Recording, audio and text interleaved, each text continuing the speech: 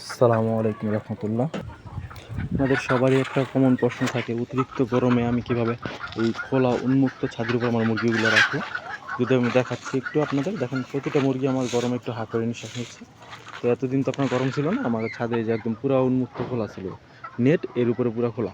তো প্রতি বছরই হচ্ছে আমি গরমের মাঝে ব্যবহার করি উপরে ত্রিপল বা কাপড়, কোনো কিছু একটা দিয়ে ছায়ের ব্যবস্থা করি।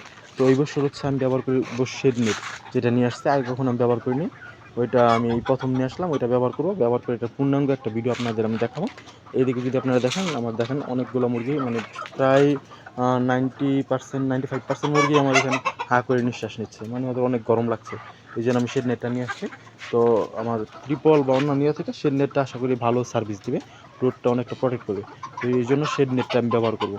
তো আমি যদি আপনাদের আমার শেড নেটটা একটু দেখাই, মূলত শেড নেটটা আমি একটু ওই উপরে এই দিকটা ব্যবহার করবো, যেন রৌদ্রটা অনেকটা প্রোটেক্ট হয়, রৌদ্রের তাপটা কমায় দিতে পারে। আমি এখনই আপনাদের শেড নেটটা দেখাচ্ছি, আর শেড নেটটা নিয়ে সম্পূর্ণ একটা পূর্ণাঙ্গ আপনাদের ভিডিও আমি ইনশাআল্লাহ উপস্থাপন করবো। এইদিকে দেখতে পাচ্ছেন, এটা হচ্ছে আমার শেড নেটটা। আর এই যে এটার আপনার কোয়ালিটিটা, এটা হচ্ছে আপনার 90% প্লাস 9 গ্যাজ অ্যান্ড 3004, মানে শেড নেটের মাঝে এটা হচ্ছে সবচেয়ে ভালো শেড নেট, প্লাস পুরুত্ব বেশি। আর এটা আমি মূলত ব্যবহার করার জন্য দিয়ে ক্লিপ নিয়ে আসছি।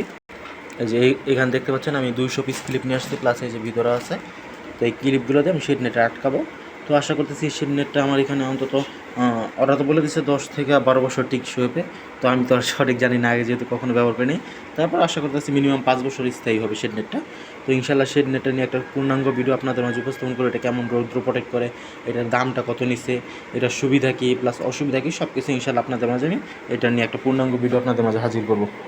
সবাইকে আসসালামু আলাইকুম, আল্লাহ হাফেজ।